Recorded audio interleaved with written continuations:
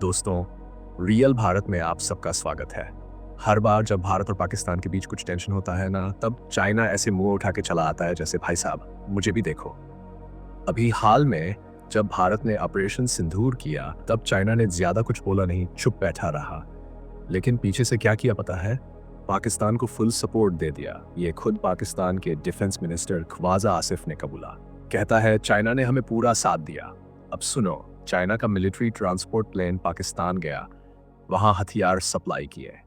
और तो और, पाकिस्तान जो हथियार इस्तेमाल कर रहा था ज्यादातर चाइना के ही थे। चाइना ने तो पाकिस्तान को सैटेलाइट सपोर्ट तक दे दिया ताकि इंडिया की आर्मी का मूवमेंट रियल टाइम में देख सके और पाकिस्तान को फीड कर सके। अब देखो इनकी चालाकी। पाकिस्तान की एयरफोर्स इंडिया के ऊपर दबाव बनाने की कोशिश कर रही थी। कह रहे थे हमने इंडियन फाइटर जेट्स को पीछे हटने पे मजबूर किया, एयरबेस तबाह कर दिए। सब फेक न्यूज़। और उस झूठ को फैलाने में भी चाइना पीछे नहीं रहा। सोशल मीडिया, फेक रिपोर्ट्स, झूठी फुटेज, चाइना ने पूरा मैदान संभाल लिया था। अब सच सामने आ रहा है, चाइना की J-10 फाइटर जेट्स के शेयर 60% गिर चुके हैं। और अब वो कह रहे हैं, अरे जो हथियार हमने पाकिस्तान को दिए थे वो तो एक्सपोर्ट क्वालिटी थे, वो असली ताकत नहीं थी हमारे पास की। मतलब सीधा सीधा बोले तो जो तुमने पाकिस्तान को दिया वो घटिया माल था, और जब इंडिया से भिड़े तो अपनी औकात दिख गई। अब बहाने बना रहे हैं। लेकिन एक बात देखो, जब ऑपरेशन सिंदूर हुआ, जब इंडिया ने सिंधु जल संधि पर सख्त फैसला लिया, तब ना चाइना के प्रेसिडेंट ने कुछ कहा, ना डिफेंस मिनिस्टर, ना फॉरेन मिनिस्टर, किसी की जुबान नहीं खुली। ना ही चाइना ने पाकिस्तान के पक्ष में कोई खुला स्टेटमेंट दिया। सब चुप। क्यों भाई, दिल में डर था क्या? अब क्या कर रहे हैं पता है? चाइना एक थिंक टैंक के जरिए इंडिया को धमकियां दे रहा है। वो थिंक टैंक इंडिया को चेतावनी देता है, लेकिन दुनिया जानती है कि उस थिंक टैंक के पीछे कम्युनिस्ट पार्टी ऑफ चाइना खड़ी है। चाइना का पुराना तरीका है ये, खुद कुछ नहीं बोलेंगे लेकिन अपने पालतू थिंक टैंक और मीडिया वालों से वो सब कहलवाएंगे जो खुद कहने की हिम्मत नहीं रखते। तो सवाल ये है, क्या इंडिया को चाइना की इन धमकियों से डर जाना चाहिए, या फिर इन धमकियों की औकात भी चाइना प्रोडक्ट्स जैसी है, दिखने में भारी, अंदर से खोखली? आओ अब इस पूरी चालबाजी के पीछे असली कहानी क्या है। दोस्तों, ऑपरेशन सिंदूर के बाद पाकिस्तान के पीएम शहबाज शरीफ का हाल तो ऐसा हो गया कि जहां जाता है वहीं रोने लगता है। कभी प्रेस कॉन्फ्रेंस में आंसू, तो कभी किसी मुलाकात में हमें तो नमाज पढ़ने का टाइम भी नहीं दिया इंडिया वालों ने, सीधा हमला कर दिया। ऐसा नाटक चालू है भाई। अब सुनो, अभी 2 दिन पहले ताजिकिस्तान की राजधानी दुशानबे में शहबाज शरीफ ने फिर माइक पकड़ लिया। बोलता है भारत हमें सिंधु नदी का पानी देना चाहिए, नहीं तो हालात अच्छे नहीं रहेंगे। अरे भाई, किसके हालात खराब होंगे ये तो बताया ही नहीं। अब सुनो असली ड्रामा। चाइना के सामने भी पाकिस्तान जाकर रो रहा है, बोल रहा है हमने तो आप पे भरोसा करके इंडिया को छेड़ दिया, पर इन्होंने तो हमारी ऐसी की तैसी कर दी। आपके वेपन्स भी काम नहीं आए। अब इंडिया तो पानी को भी हथियार की तरह इस्तेमाल कर रहा है। कम से कम अब तो बचा लो हमें हुजूर। ये हाल है पाकिस्तान का शी जिनपिंग के सामने। अब इसका असर देखो। चाइना का एक पुराना प्यादा, आई थिंक टैंक वाला विक्टर जिकाईगाओ, मैदान में उतर गया। ये बंदा है बीजिंग का और centre for China and globalisation का हेड है, और अब इंडिया को खुली चेतावनी दे रहा है, don't do unto others what you don't want done to you. मतलब सीधा सीधा धमकी। अगर तुम पाकिस्तान का पानी रोकते हो तो हम ब्रह्मपुत्र का पानी तुम्हें रोक देंगे। अब सवाल यह है, क्या चाइना के पास इतना दम है कि वो ब्रह्मपुत्र नदी पर इंडिया पे दबाव बना सके, या फिर ये भी उसकी वही चाल है जैसे बाकी चीजें दिखावे की, अंदर से फुस? दोस्तों, जरा ब्रह्मपुत्र नदी की असली कहानी भी सुन लो। देखो यार, ब्रह्मपुत्र कोई लोकल नाला वाला नहीं है, ये एक इंटरनेशनल नदी है। ये न सिर्फ इंडिया की बल्कि चाइना और बांग्लादेश तीनों देशों की लाइफलाइन है। अब इसकी शुरुआत कहाँ से होती है मालूम? चाइना ने जो तिब्बत पे कब्जा कर रखा है ना, वही के मानस सरोवर से इसका जन्म होता है। वहाँ इसको चाइना वाले यारलुंग सांगपो बोलते हैं। फिर ये नदी निकलती है भारत की ओर, सबसे पहले घुसती है अरुणाचल प्रदेश में, फिर वहां से होती हुई असम में आती है, और असम के लोग इसको प्यार से लियत कहते हैं। इसके बाद ये नदी बांग्लादेश में एंटर करती है और वहां इसको जमुना बोला जाता है। बांग्लादेश में हमारी ही गंगा नदी को वो लोग पद्मा कहते हैं। तो ये जो जमुना यानी ब्रह्मपुत्र और पद्मा जब दोनों मिलते हैं तो इनका नाम बन जाता है मेघना नदी, और फिर वो मेघना समंदर में समा जाती है बंगाल की खाड़ी में।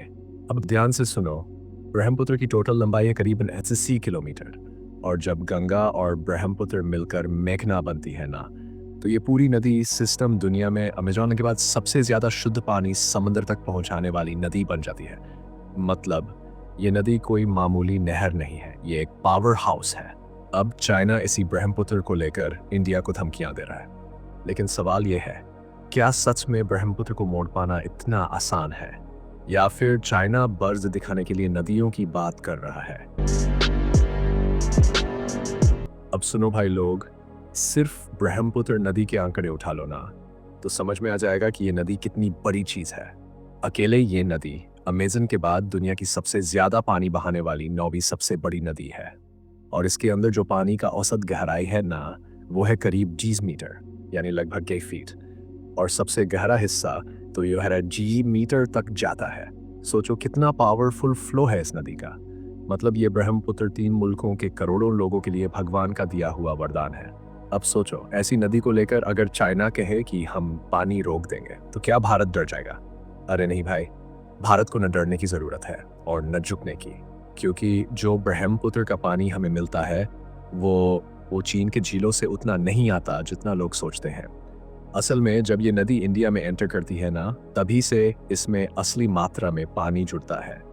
पूर्वोत्तर भारत की कई नदियां जैसे देबांग, लोहित, त्यस्ता, ये सब आकर ब्रह्मपुत्र में मिल जाती है। यही वजह है कि असली ब्रह्मपुत्र की ताकत तो भारत में घुसने के बाद बनती है। इसका मतलब चाइना से जो हिस्सा आता है वो सिर्फ शुरुआत है, असली फिर ब्रह्मपुत्र इंडिया में है। तो श्री जिनपिंग क्या उनके पुरखे भी अगर साथ में आ जाए तो भी हमारे लिए ब्रह्मपुत्र का पानी पूरी तरह नामुमकिन है। हाँ, एक चीज जरूर है, चाइना हमारी सीमा के पास ब्रह्मपुत्र पर डैम बना रहा है। वहीं असली चिंता की बात है। देखो भाई, बात सिर्फ इतनी नहीं है कि चीन डैम बना के ब्रह्मपुत्र का पानी रोक लेगा। असल खेल है पानी को छोड़ देने का, और वो भी बिना बताए। मतलब जब चाहे तब अपने डैम्स खोलकर अचानक इतना सारा पानी छोड़ देता है चीन कि हमारे यहाँ अकाल जैसे हालातों में भी बाढ़ आ जाती है। लेकिन अब भारत डर नहीं रहा, और डरने की जरूरत भी नहीं है, क्योंकि उस इसी में जो गालवान घाटी में हुआ था ना, उसके बाद से ही चीन की चालबाजियां साफ समझ आ चुकी है भारत को। ब्रह्मपुत्र नदी को लेकर भारत और चीन के बीच एक समझौता है, जिसमें तय हुआ था कि चीन हर साल गर्मियों और मानसून में जब ग्लेशियर पिघलते हैं, उस दौरान भारत को पानी के फ्लो की जानकारी देगा। लेकिन अब क्या कर रहा है चीन? शायद या जीजी से चीन ने ये जानकारी देना बंद कर दी, और बिना किसी चेतावनी के जब चाहे तब अपने डैम्स से पानी छोड़ रहा है। इससे असम और पूर्वोत्तर राज्यों में अचानक बाढ़ के हालात पैदा हो गए। लेकिन भाई, भारत भी हाथ पर हाथ धर के नहीं बैठा। भारत ने समझ लिया चीन पानी के बहाने गंदी पॉलिटिक्स खेल रहा है, तो अब वहां के राज्य सरकारें और लोकल लोग मिलकर इसका तोड़ निकाल चुके हैं। ब्रह्मपुत्र के किनारे नए सिस्टम्स बनाए गए हैं, जिससे अगर चीन अचानक पानी छोड़े भी तो नुकसान कम से कम हो। असम को छोड़ दे तो बाकी इलाकों में अब हालात कंट्रोल में हैं। अब देखो असली दांव, चीन तिब्बत में ब्रह्मपुत्र यानी यारलुंग सांगपो नदी के ऊपर दुनिया का सबसे बड़ा डैम बना रहा है। कहा जा रहा है कि इसका मकसद है भारत के खिलाफ एक वाटर बम तैयार करना। भारत के सियांग डैम प्रोजेक्ट पर भारत भी अब पूरी तैयारी में है। अरुणाचल प्रदेश में जहां से ब्रह्मपुत्र भारत में घुसती है, वहीं भारत ने सियांग डैम बनाने का ऐलान कर दिया है। इस प्रोजेक्ट से करीब 63 मेगावाट बिजली बनेगी, लेकिन मकसद सिर्फ बिजली नहीं है। मकसद है अगर चीन कल रिलीज करके तबाही मचाना चाहे तो हम उस पानी को रोककर अपने लोगों को बचा सके। इस प्रोजेक्ट की घोषणा होते ही अरुणाचल और पूर्वोत्तर में चीन फंडेड ग्रुप्स ने डैम के खिलाफ आंदोलन चालू कर दिया। लेकिन भारत ने साफ कह दिया सियांग प्रोजेक्ट वापस नहीं होगा। तो भाई, अब चाहे चीन जितना भी डैम बनाए, ब्रह्मपुत्र के पानी को भारत के खिलाफ इस्तेमाल करने का उसका सपना ही रह जाएगा। देखो भाई, भारत और पाकिस्तान का फर्क सिर्फ जमीन का नहीं है, पानी का भी है। पाकिस्तान की रगों में जो खून दौड़ता है ना, वो असल में सिंधु नदी से होकर आता है। अगर सिंधु नदी का पानी रुक गया तो समझो पाकिस्तान की सांसें रुक जाएंगी। पूरा मुल्क एक ही नदी से जी रहा है, और वो भी नदी जो असल में भारत से निकलती है। भारत से बहकर 5 नदियां सिंधु में मिलती है, और वही पाकिस्तान की पूरी खेती, पीने का पानी, सब कुछ चला रही है। अगर भारत इस पानी के समझौते को सस्पेंड कर दे तो पाकिस्तान की कमर टूट जाएगी। लेकिन भारत की कहानी कुछ और है। हमारे यहाँ अगर ब्रह्मपुत्र के पानी को लेकर थोड़ी बहुत दिक्कत हो भी जाए तो उसका असर सिर्फ कुछ इलाकों पर होता है, पूरे देश पर नहीं।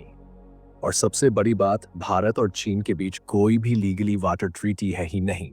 तो चीन हमें पानी को लेकर क्या दबाव बनाएगा भाई? अब पानी रोकने की बात करें तो ब्रह्मपुत्र में असली पानी बढ़ता है भारत में घुसने के बाद। मतलब जब तक वो अरुणाचल और असम पार नहीं करती तब तक वो आधी अधूरी सी ही रहती है। तो चीन के पास भी ज्यादा कुछ रोकने को है नहीं।